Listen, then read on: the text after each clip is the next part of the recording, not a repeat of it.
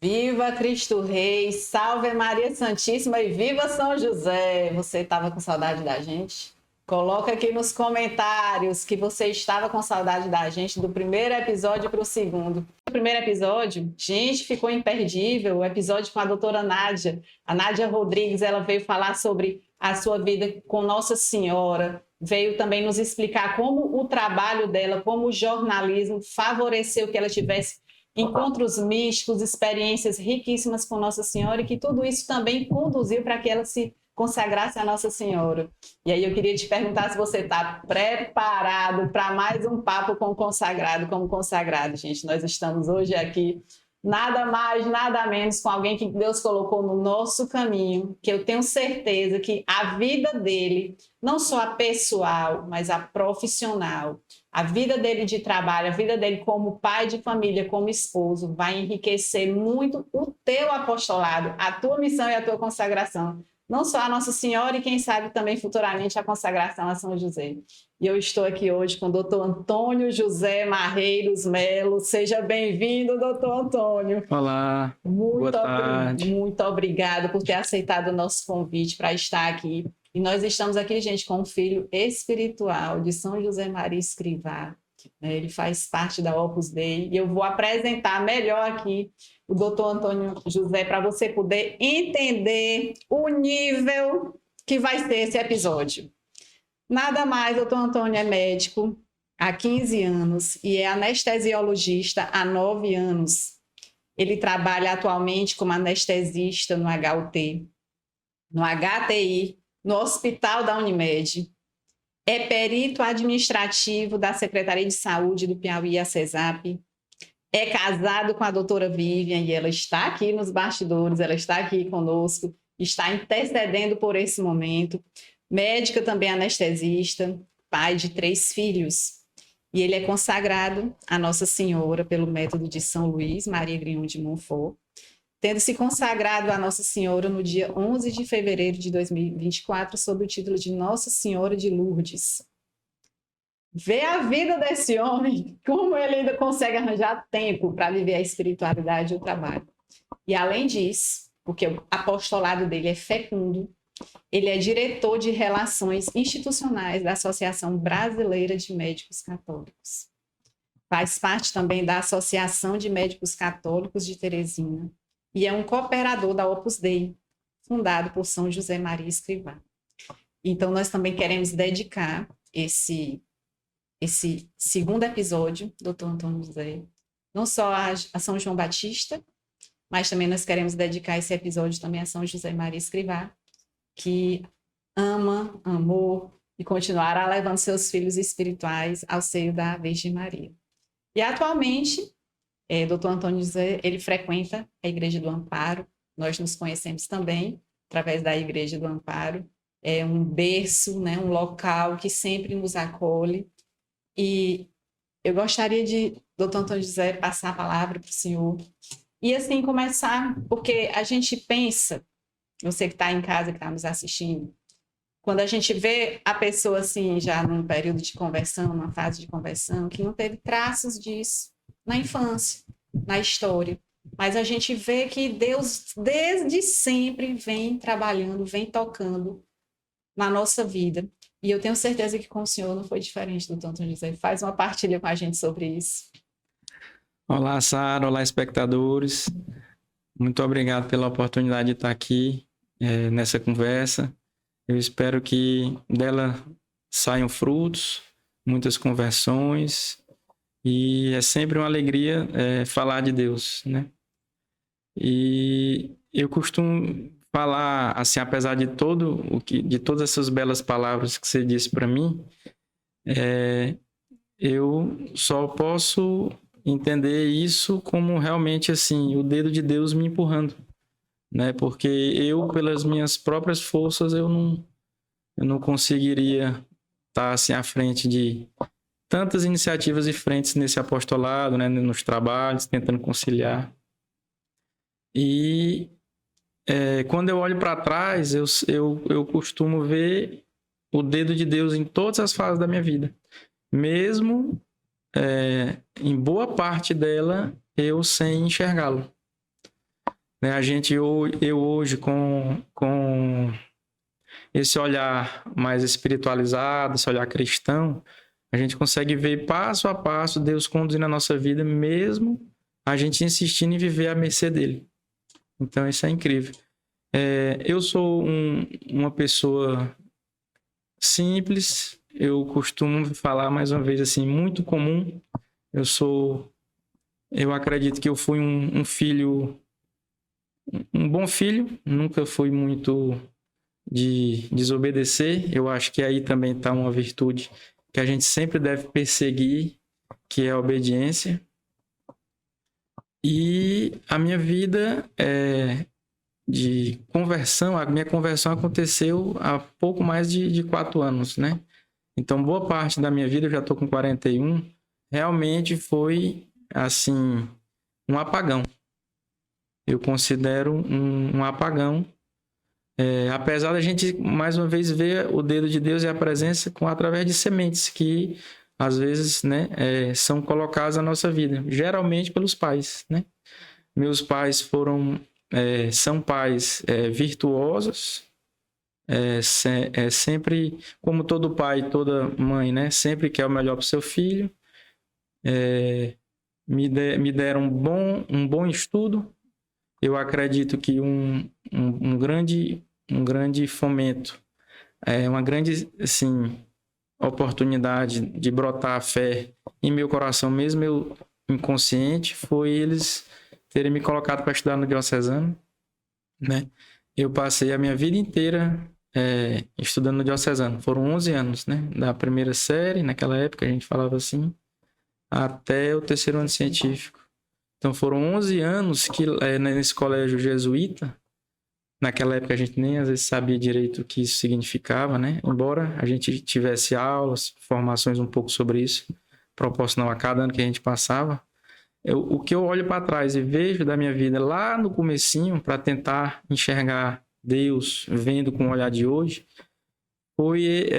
foram as aulas de religião, né? Aquelas minhas boas notas na matéria de religião, aquela convivência, mesmo que de longe, com o padre Florencio. Eu não tive aulas dele, mas a gente sempre sabia e respeitava, né? E aí, eu me lembro do meu pai sempre brincando, né, comigo, dizendo que eu ia ser padre, porque eu tirava boas notas em religião, ficava aquela brincadeira. Então eu tenho essas recordações de infância, né? Em casa, eu lembro da minha mãe me levando para a missa algumas vezes, alguns festejos de Nossa Senhora da Conceição, sempre a gente ia, ela vestia minhas irmãs de anjinho, né? Botava para fazer algumas leituras. Então eu tive essa experiência cristã, católica, né? Que os meus pais, assim, proporcionavam ao modo deles, né? Meu pai, ele foi coroinha um tempo e depois se afastou um pouco da igreja, né? Mas é aquela história, fica aquela sementinha, né? Então, assim, o meu pai e minha mãe compartilham, eu acredito, assim, algumas características que a gente costuma falar de católicos de IBGE, né? Aquela coisa. Mas hoje eu encaro, assim, a minha conversão até como um caminho de santificação deles, né? A gente sempre reza, pede, intercede por eles, né? Pedindo a Deus que conduza-os, né? Ao céu, né? Como é importante, né, doutor Antônio José, quando a gente faz essa memória em relação à nossa infância, porque a gente vê que ali nós fomos introduzidos dentro da arca, a arca que é a igreja, né? Então, toda aquela semente que foi plantada lá atrás, mesmo que ela não apareça, né, os frutos dela imediatamente, mas ou se a gente se afastar, vai promover um retorno, ou nós vamos crescer cada vez mais como árvores, né, plantadas em terreno bem fértil, que vai ter galhos bem grandes que os passarinhos possam se aninhar em nós. Então, como é importante, desde cedo, nós sermos apresentados, né, à igreja e que dentro dela existe salvação. Doutor Antônio José, mas dentro da sua história, teve algum momento que o senhor se sentiu assim, distanciar-se desse projeto inicial que tinha sido apresentado, né, que foi cogitado até que talvez fosse um padre, né, no primeiro momento, mas teve algum momento ou alguma situação que o senhor gostaria de partilhar conosco, para ver que às vezes a caminhada do cristão nem sempre é linear.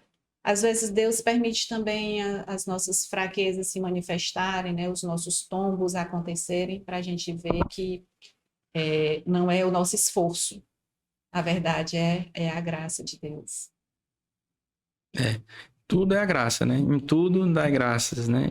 E voltando mais uma vez para a minha infância, onde eu fico buscando a presença de Deus, eu sempre ia aos domingos para a casa da minha avó. Minha avó, essa sim, sempre tinha o costume de montar o presépio, na época de Natal, um presépio muito bonito. Então, assim, quando eu fecho os olhos, eu tenho essa recordação muito marcante, né, do presépio. Era um presépio muito bem feito, muito bem preparado. E eu posso dizer que, assim, durante o diocesano, essa escola ela me forneceu essa formação e depois do batismo, né, me forneceu os sacramentos, né, que são a fonte da graça, né, mais uma vez falando dela, que foi a primeira Eucaristia e a Crisma, né?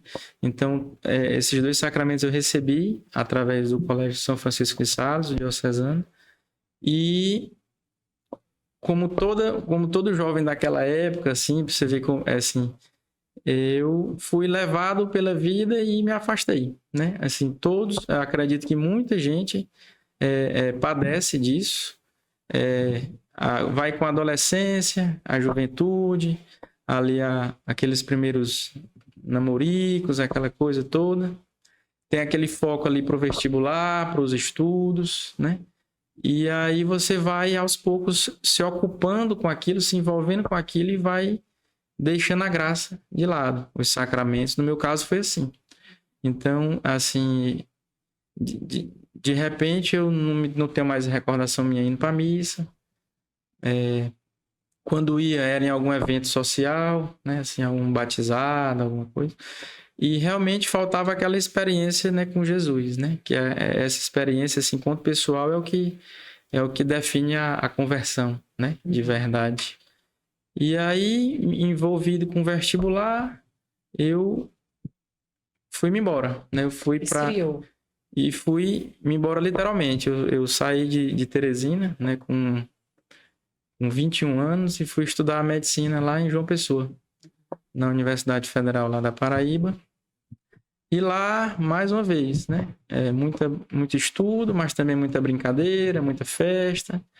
E aí eu costumo dizer que, assim, o homem, uma boa parte, e eu me incluo nisso, se perde, assim, pecando contra o sexto mandamento, né? Contra a castidade.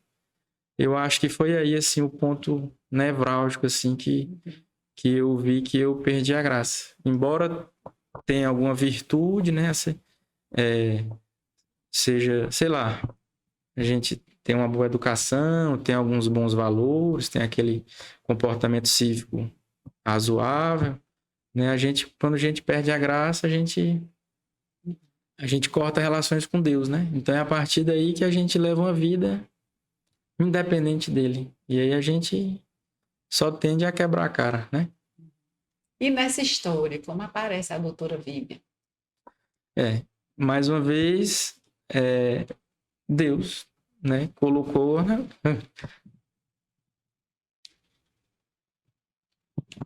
Vivian no seu caminho. E foi uma presença forte dele, né? Um instrumento. Foi. E muitas vezes, quando se está diante desse amor verdadeiro, você olha para essa pessoa e se vê como um espelho, né? A gente sabe na hora, né? Quando é o amor, né? Uhum. Você se enxergou nela. E ela tá aqui. Mas esse episódio era para ser exatamente assim, gente, sabe? Porque nós temos muita dificuldade. Nós estamos vivendo hoje em era de internet, de contatos tão superficiais, de tanto medo de abertura para a gente dizer quem a gente é e o que a gente sente, que hoje a gente tem medo até de namorar, né? A gente tem medo até de partilhar o nosso coração, muitas vezes que já foi tão ferido, tão quebrado, né, pela aproximação de pessoas que não são, às vezes não querem o nosso bem ou não estão maduras o suficiente para se dar como amor. Então, Deus colocou a doutora Olivia no seu caminho. Foi lá? Foi lá em João Pessoa. Ela daqui, e a gente foi se encontrar lá. E quando eu a vi, eu já sabia que era ela. Eu acredito que até antes dela mesmo saber, né? Sim.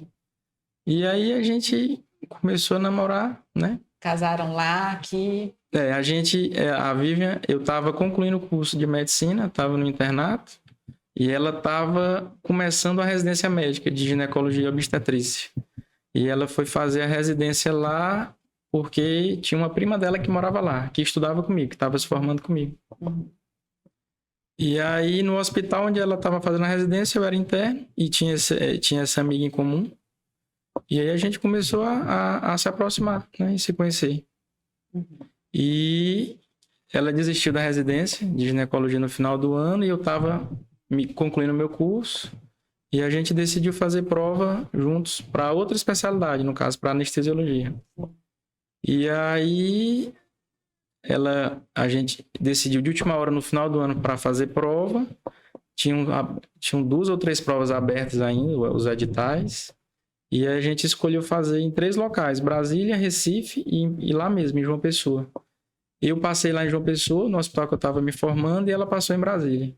E aí a gente já estava praticamente há 1 ano convivendo, se conhecendo, e decidimos nos casar para morarmos em Brasília, para ela assumir a residência dela, já que ela estava desistindo de uma, né? Sim. E eu ainda estava começando a caminhada nessas provas. Mas, mais uma vez, casamos, né? Vivíamos à mercê de Deus, né? Casou apenas no papel, né? No civil. E a gente vê o tanto que Deus é paciente e bondoso com a gente, né? Não houve o sacramento no primeiro momento. Não houve um sacramento. Como eu disse, eu me converti em 2021.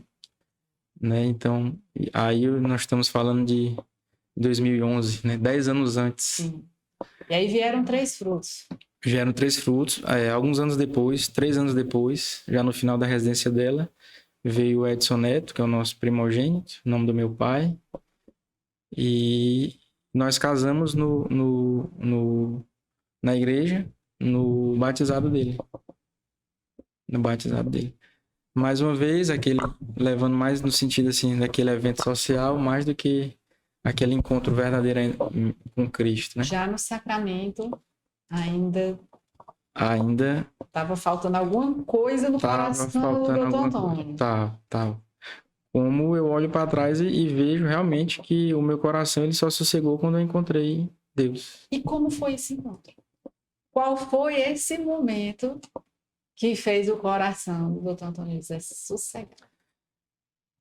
A Vivian passou por um processo de conversão antes de mim, acho que 1 ano antes. Eu acho que já vinha rezando por mim, né? Ela nesse gap, nesse ato da conversão dela para mim, eu implicava muito com ela. Tinha algumas brigas, eu começava a estranhar ela dentro de casa, porque quando a gente se converte, a gente morre o homem velho e nasce o homem novo, né? E isso ela perseverou em silêncio, em oração, né? Muito joelho no chão. E eu acredito que a minha conversão passou, talvez pelo pedido dela, né? Pelas orações dela. Foi através de 3 sonhos. Eu tive 3 episódios de sonhos com o inferno. Né? Eu sei que você também teve uma experiência com sonhos, né? A Larissa me contou. E, assim, para mim, eu vejo que Deus, assim, ele sabe puxar, né? E esses sonhos Deus tiveram Deus. um impacto, assim, como você se sentiu? Para mim, a conversão só poderia passar dessa forma, eu acho. Porque, olhando assim friamente, porque eu era muito racional, muito cético, né? Muito teimoso, muito convicto, assim, eu tinha umas opiniões fortes, né? E a minha vida inteira do estudo ali, daquela época do vestibular que eu falei, né? Da formação, estudando para residência, trabalhando, era ciência pura e eu achava, na minha cabeça, que religião era folclore. Literalmente era folclore, era... Qualquer um poderia ter Você alguma, acha que as alguma crença. faculdades, as universidades, como elas Falta estão demais. andando hoje, elas favorecem muito esse distanciamento? Sim, esse distanciamento ele começa na graduação, realmente, eu acredito. Na verdade, na preparação para a graduação, porque é um curso muito competitivo, muito requisitado. Naquela época, realmente, hoje ainda é requisitado, mas hoje tem um fenômeno. Hoje em dia ele é desejado, é como se ele tivesse assim na moda, né? Antigamente a gente via as pessoas fazendo medicina realmente porque se sentiam chamadas, tinham vocação. E foi o meu caso. Deus me empurrou para a medicina. Eu me lembro que eu discerni isso voltando de uma feira de anatomia na Universidade Federal. Eu cheguei encantado lá, falando no quintal lá em casa para a mamãe que eu ia ser médico. E naquela época eu era muito novo, eu tinha feito testes vocacionais, vários, e dava aptidão para tudo, para todas as áreas. Ou seja, o teste ele não fazia distinção e não me direcionava para nada. Realmente eu acho que foi Deus que me tocou nessa feira de anatomia que eu saí de lá dizendo que ia ser médico. E aí foi na persistência, passei 3 anos tentando, né? Só consegui fazer medicina lá fora, em João Pessoa. E o curso, ele lhe prepara, ele lhe afasta de Deus, porque assim, não tem essa formação humanística, né? Tem mais essa formação mesmo técnica, né? Científica, de diagnóstico. Isso aí fica como se fosse uma janela à parte, assim. Se você não tiver trazido consigo e não tiver perdido, como foi o meu caso, facilmente você é envolvido por uma medicina cientificista, né? E aí o homem sofre a tentação de achar que ele, por ele mesmo, com as suas próprias forças, com as características que ele acha que são dele, que ele é que tem, que pode realizar e fazer alguma coisa, às vezes, sem Deus, né? Exato. É aí que entra a autossuficiência, né? A pessoa é o eu. Aí esse eu, ele vai sendo inflado, né? Eu falo por experiência própria, de mim, né? Eu era uma pessoa, e acho que todos nós temos um grau de vaidade, né? Não é essa vaidade, às vezes, muito explícita, mas eu falo numa vaidade mais para dentro, sabe? Intimista, que é só você com você se desconstruindo camada por camada, né? Caminhada para dentro, né?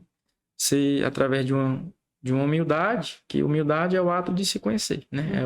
É o autoconhecimento. Sim. E aí você vai se despindo, né? Tirando essas camadas e você vai vendo o que realmente lhe move, onde é que realmente está seu coração, né? E você vai vendo que esse eu, na medicina, ele é muito inflado. Desde a época de vestibular, na minha época a gente falava em xerox, né? Compartilhar, tinha aquela competição, as notas, né? E a gente é levado a isso, a esse caminho de autossuficiência, onde quando esse eu grita, quando esse eu está inflado, Deus está todo comprimido, né? Está bem encolhidinho, né? Deus habita em cada um de nós, né? Cabe a nós nutrirmos essa relação com Ele, né? Através da graça santificante, né? Que todos carregamos e temos. A gente só precisa esticar o dedo e ligar a relação, que às vezes fica desligada pelos pecados, né? E como a iniciativa é sempre de Deus, ele começa a fazer o Dr. Antônio sonhar. Acho que minha esposa pedindo, né? Eu tinha essas sementes, assim, eu não era uma pessoa ruim, eu costumo dizer que eu era bonzinho, né? Mas, assim, o inferno, eu vi, pode crer, tá cheio de gente boazinha. A gente não basta ser bonzinho, né? A gente tem que ser bom, né? a bondade, né? Ser bom vem da alma, né? Você precisa ter uma alma bem nutrida, né? Você tem que ter uma vida espiritual forte, né? Do jeito que a gente nutre a carne, a gente precisa nutrir o espírito, né? Tem esse binômio que precisa andar junto. Sim. E a minha vida espiritual era quase zero. Era quase zero. Eu tive esses sonhos, mas antes de Deus chegar e me puxar por esses sonhos, ele aos poucos, como ele disse, ele ia me desmoronando, né? Foi Então, quebrando. assim, foi. A Vivian rezava em casa, eu implicava com ela, com as homilias, tinha aquela parte de Paulo Panicar. Nessa época, assim, eu sempre tendia a ser um pouco conservador, eu puxava sempre pro lado assim desse conservadorismo, tinha aquela época lá da política, meio polarizado, né? E aí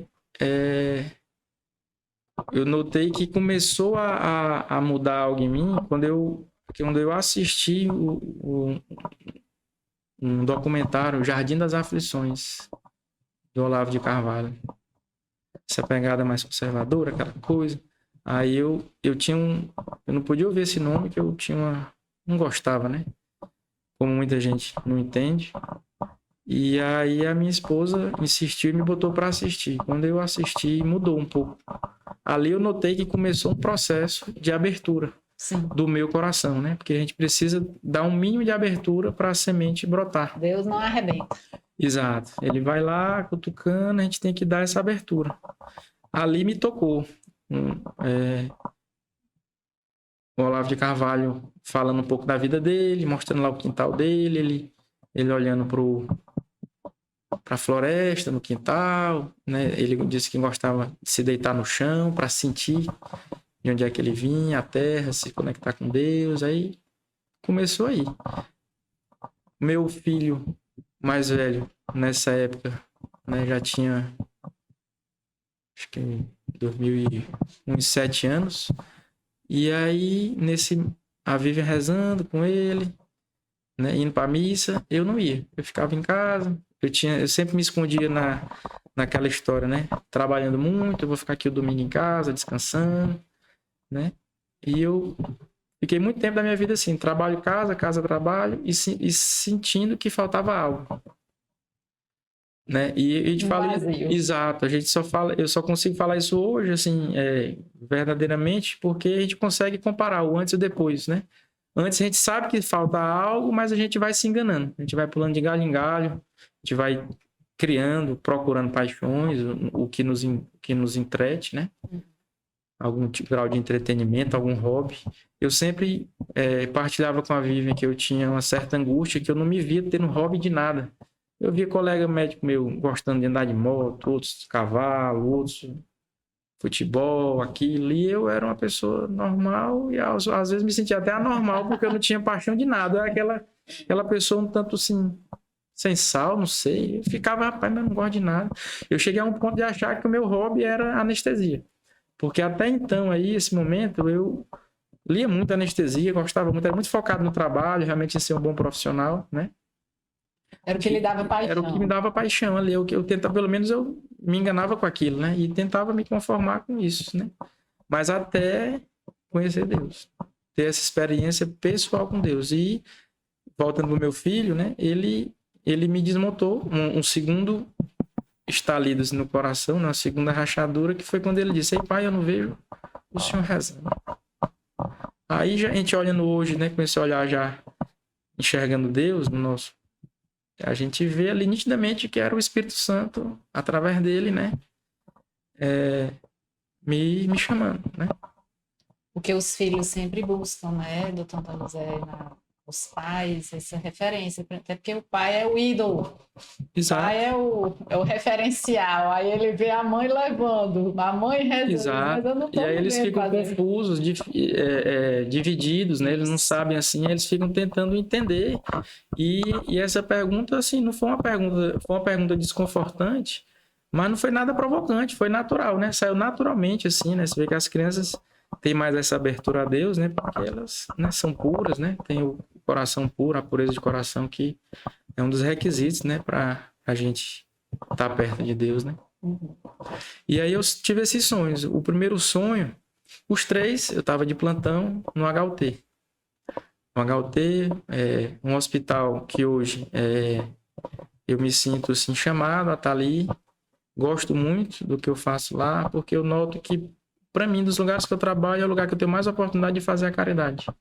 A caridade no sentido de retribuir, né? Para o próximo, né? É o que eu aprendi e o que Deus me deu, né? Como vocação, né? Eu considero e faço questão de falar que a medicina é uma vocação. Pode dizer o contrário, mas é uma vocação. Você precisa ser vocacionado e se encontrar. Caso contrário, você não vai ser feliz, né? Você pode ser bem-sucedido que for, mas você não vai encontrar a felicidade no que faz. E aí é o que a gente vê hoje um fenômeno, muita gente querendo fazer a medicina para depois pular para fazer outra coisa, ou já pensando em sair da medicina, ou dizendo que a medicina se acabou. A medicina não se acabou. E nem vai acabar. E nem vai acabar. A gente só tem que... Aí os sonhos foram todos no HUT. Os sonhos foram todos no HUT. Eu, de plantão, na mesma cama, na mesma beliche, e eu acordei com aquela visão clara de ter visto o inferno. Assim, ou seja, é um estado realmente, é um lugar físico, realmente, aquele fogo mesmo terrível, mas o que pega mais lá, o que me marcou, logicamente que de 2021 para cá, a gente já vai perdendo um pouco, assim, essa nitidez, né, do sonho, mas o que eu sempre me move, quando a gente vai relembrar, né, o que nos moveu é a sensação da angústia. É a angústia da separação definitiva de Deus. E passa um filme na sua cabeça, assim, que não foi ele que ele colocou lá. Foi você que foi andando com seus próprios pés estar lá. Lembra que eu disse que eu me achava bonzinho? Sim. Pois assim, né? Pagava minhas continhas, família constituída, bem de vida, não tive problema algum, não passei por perrengue financeiro, nenhum assim muito sério, ou problema de saúde, sabe? Minha família, graças ao bom Deus, até hoje goza de boa saúde, não perdi nenhum ente familiar na ocasião, realmente assim, tava naquela coisa só assim. Tava tudo bem. Tava tudo bem. E de repente eu me vi. Bem Deus aí, falou. a primeira vez. Aí eu achei que eu tava impressionado, porque a Vivian já estava rezando, estava convertida. Isso aí tem o dedão. Isso aí, não. Aí, como todo médico, não, isso é sonho, é fragmento de pensamento, aí eu tô impressionado, deixa pra lá. Teve uma segunda vez, da mesma forma, mais forte. Dessa vez, quando eu acordei, eu não consegui me mexer. E aquela sensação clara do mesmo primeiro sonho. E aí eu, mais uma vez, você vê como Deus foi insistente comigo, né? Você vê como eu era teimoso. Mais uma vez eu teimei e eu achava que eu estava estressado.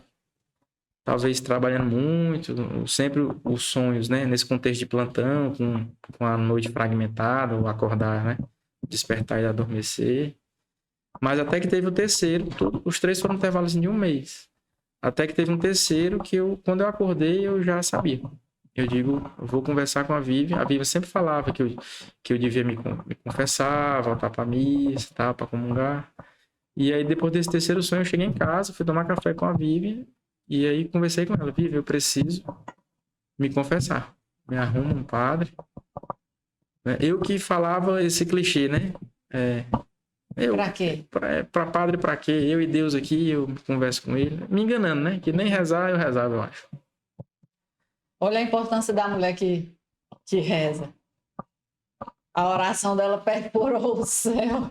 Fez o doutor Antônio sonhar 3 vezes. Ele, tipo, São Paulo, né? Foi. Que era Saulo, cair. Depois que eu me confessei, a minha confissão foi uma confissão da vida toda, porque eu só tinha me confessado ali pra Crisma, né? Ali, na época do diocesano. Em 1998, 96. E aí, quando eu fui me confessar, a Vivian me deu um exame de consciência bem completo, né? E aí eu fui procurando a história da queda, né? Onde foi que eu me perdi, né? E aí a gente vai de lá até os dias no caso, os dias atuais. E aí, quando eu comecei a externar, a verbalizar os meus pecados, né, diante de um padre que eu não sabia nem o nome, eu me vi aos prantos, chorando como se fosse uma criança de 10 anos. Chorava, assim, horrores de soluço. Uma coisa assim que vem. Verdadeira contrição. Aquele choro que vem. Você não segura, verbalizou, você vai falando e você vai purgando. Foi lá na igreja Nossa Senhora de Fátima, eu saí de lá, fui no Santíssimo, né? E a partir daí, pronto. Missa, aos domingos, comunhão. Na comunhão teve numa das primeiras, não sei se foi a primeira comunhão, na minha primeira comunhão, depois que eu me confessei, teve um episódio interessante que eu, quando ia pra missa, eventualmente, nesses eventos, né, sociais, assim, eu não dobrava o joelho, né? Aquela história. E eu tinha a mania na hora da consagração, assim, fechar os olhos, assim, baixar a cabeça. Eu não me recordo, assim, de ninguém ter me ensinado, né? Assim, a minha catequese, como ele disse, eu olhava para trás e vi um apagão, assim. Mas nesse dia, eu tava lá no banco da missa, na hora da consagração, de olho fechado, com a cabeça baixa, e senti uma mão tocar no meu ombro. E eu olhei assim, achando que era a Vivi, era algum dos meus filhos. A Vivi, não toquei em você, não. Acho que pra eu, né? Olhar, abrir. Né? E aí eu aprendi, né? E aí, nessa caminhada, a missa, né? Nos domingos, começando a acompanhar as orações, a aprender a rezar com meu filho, né? Com meus filhos, com a Vivi. Porque eu só sabia rezar o Pai Nosso e a Ave Maria e pronto, né? Assim. Aí você vai engatinhando, né? Como entrou Nossa Senhora nisso? Nossa Senhora foi bem depois. Foi realmente assim, ano passado, 2024. Eu tô falando de 2021, mas depois desses 3 sonhos, quando eu passei pra missa, comungar, eu tive um quarto sonho. Esse quarto sonho, eu acordei de madrugada, Vivian também não me deixa mentir, e eu acordei com a palavra Opus Dei na cabeça. Só isso. Não teve sonho de nada, assim. Foi só assim, acordar com uma palavra Opus Dei na cabeça. No meio da madrugada. E eu sem saber, eu acordei a Vivi, Opus Dei, o que é isso? Eu já, assim, né? Com as experiências dos 3 sonhos, a gente já fica mais, né? Mas você já conhecia a obra? Não. Foi Deus falando mesmo. Perguntei, Vivi, Opus Dei, o que é isso, Opus Dei? Aí a Vivi, não, Opus Dei. Eu acho que o Antônio, que era um colega médico, otorrino aqui, faz parte, alguma coisa da igreja, um grupo. Aí, isso de noite, né? A gente tentei voltar a dormir, mas ficou com aquilo na cabeça, e no outro dia eu já estava tentando ir atrás de saber o que é. Aí passou algumas semanas, eu encontrei esse colega no corredor lá do HTI, no lavatório, lavando a mão entre um procedimento e outro. E aí eu falei dos meus sonhos, dos meus 3 sonhos, falei do sonho com a palavra Opus Dei, e aí ele me disse que estava recebendo a visita de um supernumerário da obra, inclusive naquela semana, e que fazia realmente parte, que tinha uns encontros e tal. E aí eu comecei a me inteirar um pouco. E aí foi que eu fui apresentada a obra, né? A obra de Deus, né? O Opus Dei. Foi a Opus Dei que me deu o catecismo, a doutrina, a formação, que se eu tive, eu sofri um apagão, sabe? Foi lá. Foi dado para você o leite, o alimento líquido e o sólido. Para você poder crescer na fé. Aí, usando a minha razão, eu, assim, só tinha 2 possibilidades. Ou eu tava ficando doido, esquizofrênico, ou era verdade. Jamais. Aí eu digo, não, doido eu não tô, não é possível, né? E aí pronto, aí eu fui começando a me inteirar, buscar, ler. Aí eu fui começando a migrar as leituras, né? Os estudos, né? Sair um pouco da medicina, que até então era meu hobby, né? Sim. E comecei a ter umas leituras que vão lhe edificando na fé, né? Como você disse no seu podcast, né? É passado e muito pertinente, né? A fé, ela nasce da escuta, né? Da escuta. Fides ex audito, né? Isso. O latim. E aí, quando você vai se abrir na palavra de Deus, você vai amolecendo o coração, você vai se dando abrindo. Você passos. vai vendo que é ciência pura. Você vai vendo que é uma lógica, assim, que você fica assim, meu Deus, onde é que eu tava que eu não te enxerguei esse tempo inteiro? E aí vai tendo um acesso espiritual. E aí eu lendo, que eu estou vivendo esse processo também de me aproximar da obra, né? Da Opus Dei também.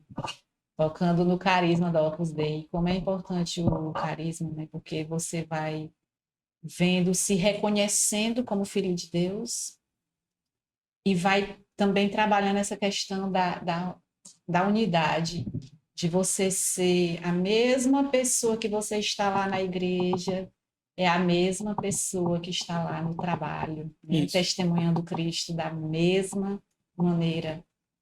Então, me fala um pouquinho dessa aproximação sua com São José Maria Escrivá e com esse carisma tão Pois é. bonito. Dia de São José Maria Escrivá está chegando, né? Depois de amanhã, dia 26 de junho. É o fundador da obra. Ele... A espiritualidade da Opus Dei, ela se baseia no que a Sara já disse, que é a unidade de vida, a santificação do trabalho, ou seja, é o convite, é o chamado universal à santidade na vida ordinária, né? Você reconhecer Deus dentro de você e no próximo, né? Com essa unidade de vida, né? Você, assim, deixar de ser esquizofrênico, né? Na roda dos amigos é de um jeito, na frente da mulher é de outro, sabe? No trabalho é de um jeito, em casa é de outro. Você passa a acabar com isso, né? Você é o que você é, onde você está. Entendeu? Você não sente vergonha de falar de Deus. E eu digo aqui de antemão. Deus não quer isso. Não ter fragmentado. Deus não quer isso de ninguém. Deus, ele quer que todos nós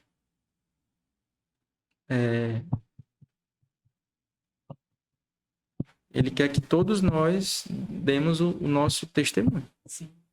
A única vaidade que ele quer da gente é essa, que a gente fale dele. Fale dele porque a palavra de Deus é a palavra, ela é viva, né? Ela é eficaz, ela é dinâmica. E Padre Paulo diz, né? É um leão, né? Basta você soltá-lo.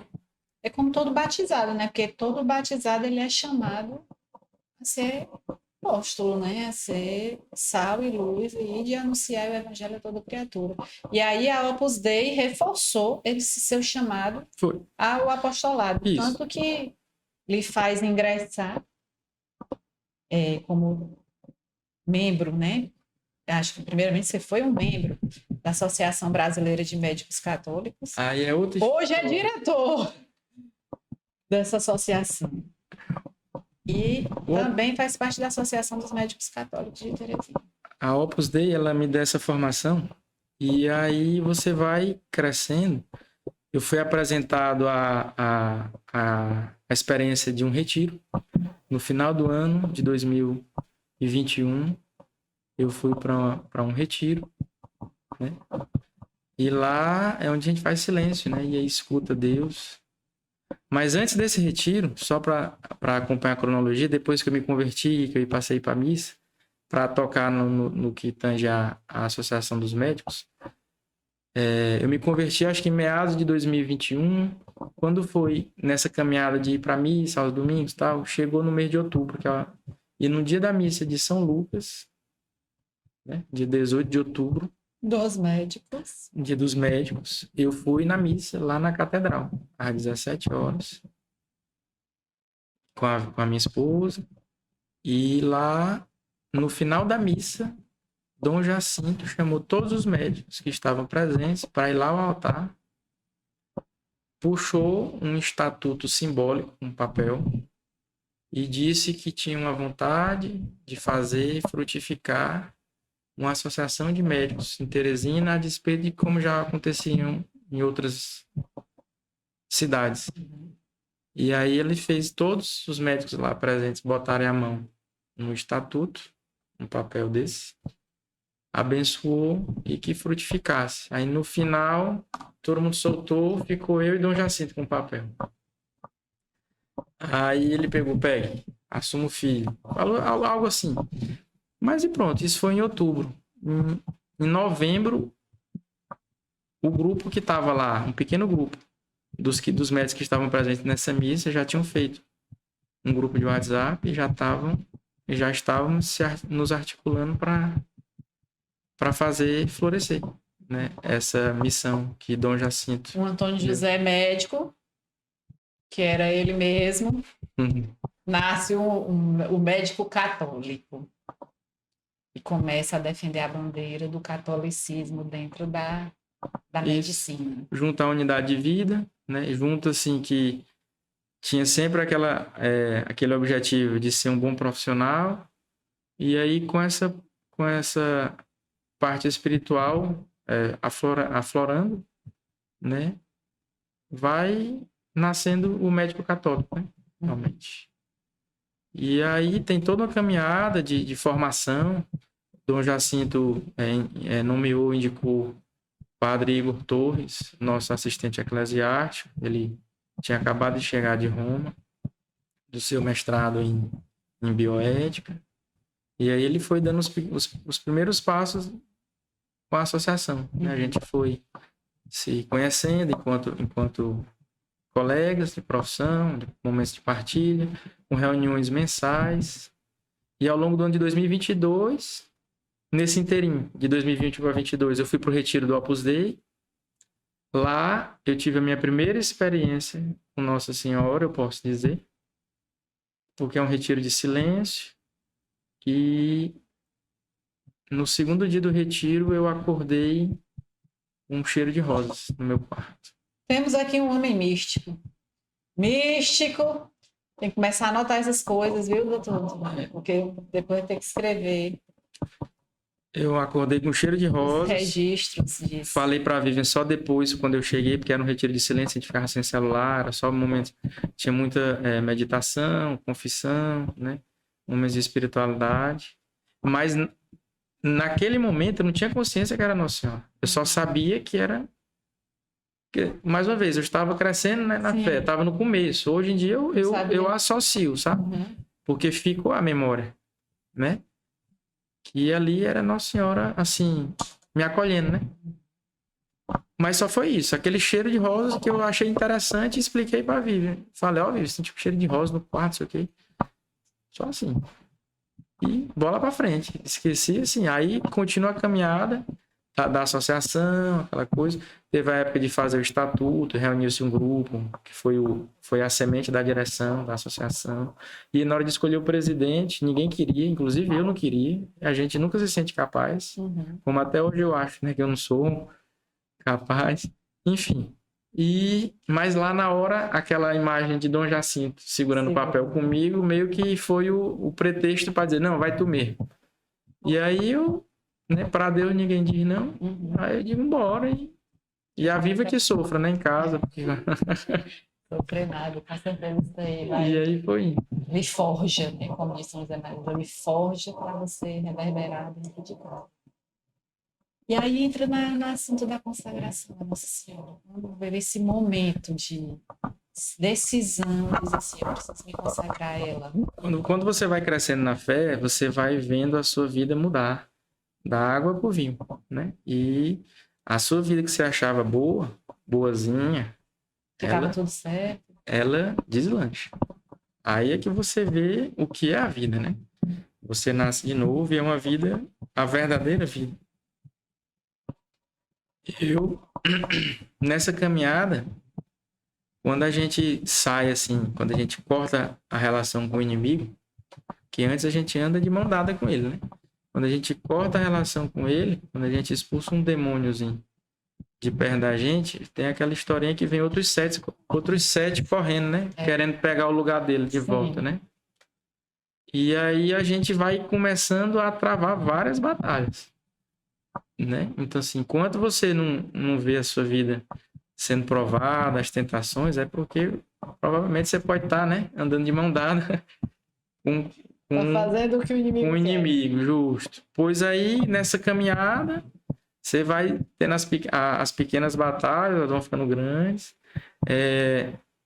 Mais uma vez eu falo, eu caí no sexto mandamento da castidade, do olhar, a tal da pureza, né? O homem, você vê que a sociedade hoje, ela bombardeia muito, né? Com as mais, né? Diversas apelações, né? Contra a castidade, enfim. E aí é uma batalha. Você vai começando a desviar o olhar, você vai tentando bloquear os sentidos, né? Você vai começando a se afastar de determinados grupos, né? Assim, das rodas dos amigos, aquelas. Você vai vendo que você já vai ficando, você não consegue mais se encaixar onde você vivia. Você vai realmente assim migrando, você vai vendo a sua vida transformar. E não porque você se ache melhor do que ninguém, mas é simplesmente porque você não cabe mais ali. Não cabe mais. Você vê que você fica, eu brinco assim, que você fica sequelado, né? Sequela Christi, né? Seguidor de Cristo. Sim. E aí, nessas batalhas espirituais, né? De bloquear os sentidos, e inclusive desafios profissionais, a minha vida foi sendo empurrada para o serviço. Você vai começando a amolecer seu coração, e se você vai se vendo sendo transformado pela vida de oração e pela vida espiritual que você nutre, né? Você vai deixando de ser egoísta, você vai amando mais, né? Essa palavra que eu tinha dificuldade de falar, de dizer que ama, né? Aí você vai entrando, né? Você vai mudando, você vai vendo realmente seu joelho vai dobrando, né? Você vai fazendo algumas mortificações, que eu aprendi isso com a obra, né? Com a Opus Dei. Você vai oferecendo jejuns, penitências pela conversão dos seus vizinhos, dos seus familiares, dos seus pais, dos seus amigos, dos pacientes, dos médicos. Aí você vai tendo essa vida espiritual que ela vai sendo cada vez mais, né, provada, né? E você vai tirando fortaleza disso, você vai fortalecendo. Só que chegou uma hora que a gente vê nitidamente que a gente é dependente dos canais da graça, que é a verdadeira fonte, né, o alimento, né, da nossa alma para a gente não cair, são os sacramentos, né? E aí você vai recorrendo a eles, mas você vai vendo que vai ficando difícil. E aí, numa direção espiritual, com o Padre Igor, no seminário, ele me perguntou se eu tinha algum santo de devoção. E eu, mais uma vez, né, vindo do apagão, né, não, né. Geralmente um bom católico sempre tem um santo, né, de devoção. E assim, eu rezava para Santo Antônio, São José, meu nome é Antônio José, né? São José Maria Escrivá, você vai começando a rezar, mas você não tem noção de devoção. E aí ele, nessa direção espiritual, eu falando dessas provações, inclusive profissionais, no Servi, porque foi chegando para mim alguns cargos de liderança, de tendo que representar grupos, né?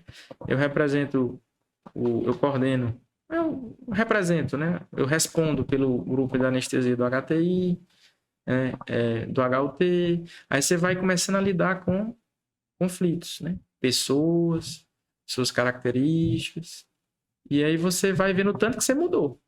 Porque antigamente, do jeito que eu era, não ia conseguir perseverar. Realmente você só vai perseverando porque você vai santificando e você vai transformando seu coração, você vai amando todo mundo. Literalmente, você vai amando cada um, você vai entendendo que cada um tem um jeito, tem um tempo, e com toda a humildade, né? No início, nesse amor novo, às vezes você entra numa discussãozinha ou outra ali, no WhatsApp, né? Porque é aquela fase que você ainda tá... Mas essa direção espiritual com o Padre Igor, diante desses conflitos aí, ele me disse, pois se apegue a Nossa Senhora. E aí, a Vivian já era consagrada. Eu digo, Vivian, eu vou me consagrar. E qual foi a visão de mundo o que a partir da consagração trouxe, não só para a sua vida profissional, mas também para o seu casamento e no seu relacionamento com seus filhos. É. Quando a gente se apega à Nossa Senhora, é como São Luís fala, né? É o atalho, é o caminho seguro para Jesus, né? Você pode até encontrar com Jesus, chegar até Jesus, é muito difícil. Sim. É muito difícil, mas é o caminho seguro. E com Nossa Senhora, a relação é assim, a gente imitar no seu silêncio, nas suas virtudes, né? Nessa busca da pureza, do coração puro. Aí você vai vendo que a pureza é mais do que só o pecado contra a castidade. O coração puro, na verdade, é aquele coração pobre em espírito, que você vai deixando ele fértil, né, para Deus agir. Né? Então você vai configurando o seu coração ao Imaculado Coração de Maria, você vai descobrindo esse mistério e aquela pessoa que você não conhecia, você só imaginava, né? Você entra num mundo, né? Que é um caminho sem volta, né? Você se apaixona realmente, né? E você vai se encontrando mais perto de Jesus, né? Através dela. Né? Então, assim, e foi perfeitamente conciliável permanecer na obra, no apostolado que você já estava, com a consagração à Nossa Senhora. Né? Porque muitas vezes as pessoas têm medo de eu vou ter que fazer uma escolha ou não vou mais poder estar num determinado apostolado. Não, acho que com certeza só fez crescer o apostolado que você já Sim, vivia. porque tudo é uma coisa só, é um coração, são unidos, né? Unidos. E assim, e são ferramentas, são armas espirituais que a gente precisa se munir, né? A gente tem que ter. Então, assim, com Nossa Senhora, a gente vai descobrindo, né, o terço, vai meditando seus mistérios, né? O escapulário, que é outra ferramenta que eu também, depois que eu comecei a usá-lo, eu vi que eu fiquei bem mais forte, literalmente. Sabe? Olha a mudança, porque você disse que era um homem que não se ajoelhava e hoje é o homem que reza o terço, né? E que me emociona. E eu já vivo muitas vezes, doutor Antônio José, no final da missa, o senhor ajoelhado. Sempre me chamou a atenção. Tanto ali em São José, como na imagem do Nossa Senhora. É uma coisa assim que é incrível. Eu que não dobrava o joelho, eu fui ali para Fortaleza, para o Congresso Brasileiro de Médico Católico. É como eu disse, a gente não tem mais a vergonha. Não tem. A gente fica assim com aquele receio, no sentido assim de às vezes a gente não sabe o sacerdote, né, que a gente tá ali diante, mas a gente enfrenta mesmo assim. Eu assim, porque é aquela história diante de Jesus que todo joelho se dobra, né? Não tem. Doutor Antônio José, e dentro do centro cirúrgico? Você está tantas vezes, que é seu altar, né? Hoje você reconhece que é o seu altar, onde você oferta seu sacrifício a Deus, oferta a sua vida, os dons e talentos lá. O que mudou dentro desse ambiente de trabalho, a partir dessa experiência com Cristo, a partir da consagração à Nossa Senhora? Muda porque, como ele disse, você passa a amar todo mundo. Então você ama todo mundo porque você ama Deus em todo mundo, né? E aí você enxerga literalmente Jesus no próximo, na vulnerabilidade, né? Naquela precisão. E a medicina ela lhe dá esse grande privilégio de você estar ali diante de pessoas vulneráveis que às vezes só está precisando ali de uma palavra de apoio e geralmente quando você dá essa palavra, entendeu? Você se conecta muito rápido e muito forte ao paciente, sabe? E você vê literalmente Jesus no próximo. Eu, no HUT, no fatídico HUT, eu tive mais outra experiência mística de enxergar nitidamente Jesus no paciente. Durante uma madrugada, tava lá um andarilho, um maltrapilho lá, todo pinicado de facão, em plena madrugada, sendo suturado, né? Costurado. E eu fui soltar o colega no horário dele. E aí eu herdei a anestesia do colega, uma anestesia um tanto controversa, uma sedação, um paciente estômago cheio, aquela coisa assim. E eu me vi naquele cenário que não tinha mais como reverter. Era do meio para o fim, tinha que realmente ficar daquele jeito, terminar do jeito que estava. Mas a gente viu o paciente sentindo as dores de cada agulhada. E cada agulhada que ele sentia a dor, ele gritava, ele se mexia, ele esperneava, porque estava, né?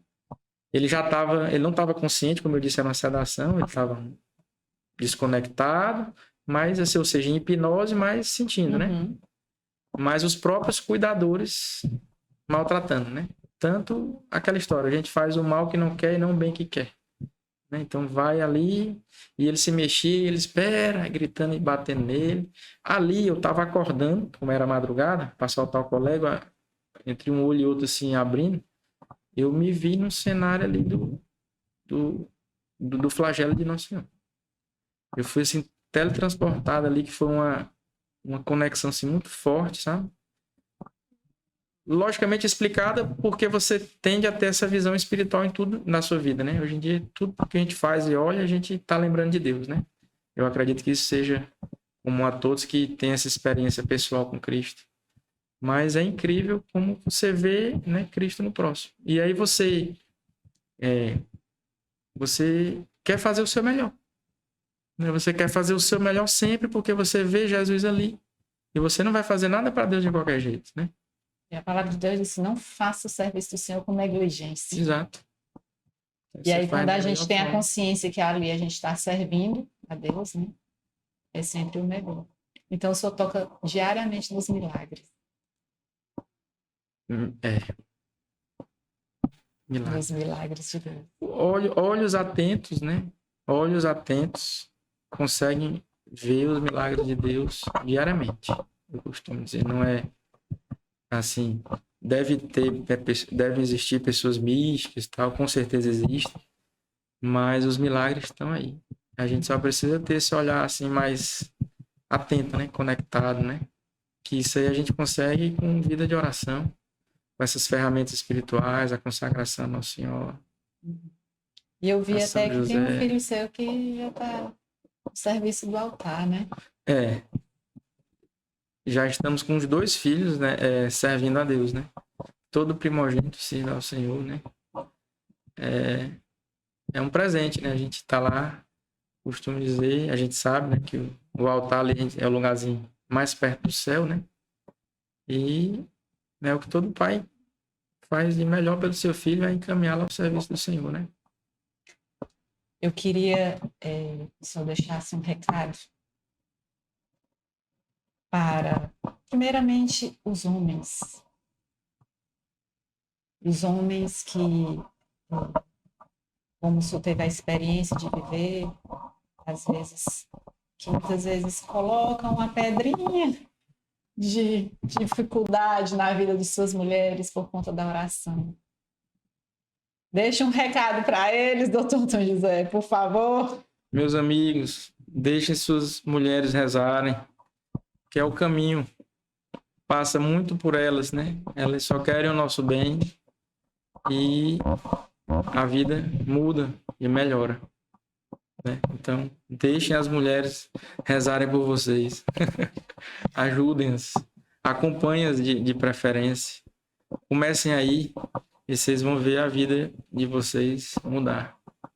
São Luís Maria Guimarães de Montfort fala assim, às vezes, dos devotos à Nossa Senhora, que são às vezes escrupulosos, né? Que dizem às vezes que falsas devoções, que muitas vezes é coisa de homens efeminados, rezar o terço, né? Viver essa devoção à Santíssima Virgem, mas o que a gente percebe é que, na verdade, tudo isso que Deus promove na caminhada, né, de santidade, colocando as verdadeiras devoções, a fervorar da masculinidade. Exatamente. O homem se encontra com ele mesmo, com seu verdadeiro papel, começa a ser canal de graça, cresce a autoridade espiritual, você começa a ser o elo entre Deus e a sua família e começa a conduzir essa família rumo ao céu. É muita graça. É muita graça e muita bênção. Então, por que que você não se consagra a Nossa Senhora? Por que que você não busca? Nem todos, né? A palavra de Deus disse assim: aos abandonados, Deus prepara uma casa de oração. Então, cada um tem um chamado. Seu é Opus Dei. Muitas vezes as pessoas nem conhecem o que é a Opus Dei, né? Às vezes até critica, né? Critica, não quer se aproximar, mas a gente não ama aquilo que a gente não conhece. Então, a gente precisa se permitir se aproximar dos carismas, né, dos valorosos carismas que Deus coloca dentro da igreja. São oportunidades. Porque a gente não consegue, doutor Antônio José, e isso a gente vê nitidamente na sua vida, que tem coisa que Deus faz na nossa vida. Ele fala com o senhor em sonho, faz tudo aquilo ali, mas ele sempre lhe insere no meio comunitário. Sempre é do caminho do individual para o comunitário, para o senhor crescer dentro da comunidade. É ali na comunidade que o senhor recebeu doutrina, ali na comunidade foi que o senhor recebeu a catequese, que o senhor disse que tinha sido apagada lá atrás, o senhor não lembrava dela, e que o senhor pôde ascender na vida espiritual e, consequentemente, trazer frutos, não só para a sua profissão, porque tenho certeza que hoje as pessoas que são atendidas pelo senhor recebem o seu serviço, recebem um serviço espiritualizado, né? Um serviço santificado. Os frutos são infinitamente maiores. Até contei aqui nos bastidores para eles, na época que eu tive, foi professora de faculdade, e tinha um grupo, né, de oração, e como a gente tinha dificuldade de fazer com que os alunos, às vezes, de medicina participassem, porque tinham sempre aquele pensamento de que, não, né? O eu. E a gente tem que ter muito cuidado com o eu. E a consagração à Nossa Senhora vai exatamente mostrar, dizer assim, olha o vermezinho que você é. Olha quem é você, mas aí você precisa ter essa humildade, porque a base de toda verdadeira devoção é a humildade. E permite que a gente descubra o nosso eu a partir da luz de Cristo. Aí a gente vê quem é Cristo. Quem é Nossa Senhora, que é o átomo, né? Diante de Deus, ela é o átomo. Agora, quem somos nós diante desse átomo, que é Nossa Senhora? Então, todas as profissões, não só a medicina, mas todas as profissões, se elas não se deixarem, né, ser tocadas, se a fé e a ciência não andarem juntas, nós não teremos esses frutos. Despeça-se o nosso público aí. Deixa um convite, uma mensagem aí para quem ainda não se consagrou a Nossa Senhora. Meus amigos, se consagrem a Nossa Senhora. Procurem o refúgio, né? As mãos de Nossa Senhora. Ela é nosso verdadeiro porto seguro, nosso caminho seguro para Jesus. É nossa fonte de autoconhecimento, de virtudes, de humildade, de mansidão, de silêncio, de pureza. Ela é a ave cheia de graça, né? Onde Deus abunda em glória, Nossa Senhora abunda em graça. E a gente precisa dessa graça no caminho de santidade. Então não deixem essa oportunidade. Gostaria aqui de parabenizar a Sara por iniciativas como essa da Arca do Coração Imaculado, com as suas formações de turmas de consagração. É um grande serviço de apostolado, não para ela, mas para Deus, através de Nossa Senhora. É um chamado, e quando a gente é chamado, a gente não consegue dizer não. Então, é isso. Meu Deus, a pessoa que mais ganha com isso aqui sou eu.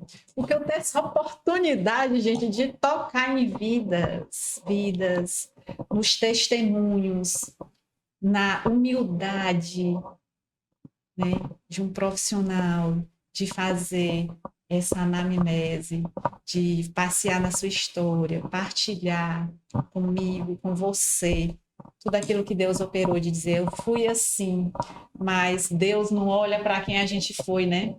Deus sempre olha para a gente, quem Ele sonha que a gente seja. Ele sabe quem a gente é e está só à nossa espera. E eu estou muito feliz com esse episódio. E eu tenho certeza que também, doutor Antônio José, muitas mulheres cresceram na esperança de perseverarem na oração, porque elas conseguem ver o fruto, né, concreto de uma oração perseverante, insistente da doutora Vivian. Não só dela, mas eu tenho certeza que muitas pessoas rezaram, né, para que você tivesse esse encontro e que Deus derrame muitas graças e bênçãos na vida da sua família, no seu apostolado, também à frente que o senhor possa ser testemunho para tantos médicos, né, a partir da associação. Que iniciativa exitosa essa de Dom Jacinto de promover isso. É um olhar realmente de Deus. E você não pode perder esse episódio por nada. Se inscreve rapidamente no nosso YouTube, nosso canal do YouTube. Você vai receber o ouro e a prata de Deus. E aqui a gente vai dizer muito obrigada, São José Maria Escrivá, por ter estado conosco, São João Batista, os baluartes da Arca do Coração Imaculado. E viva Cristo Rei, salve Maria Santíssima! Viva!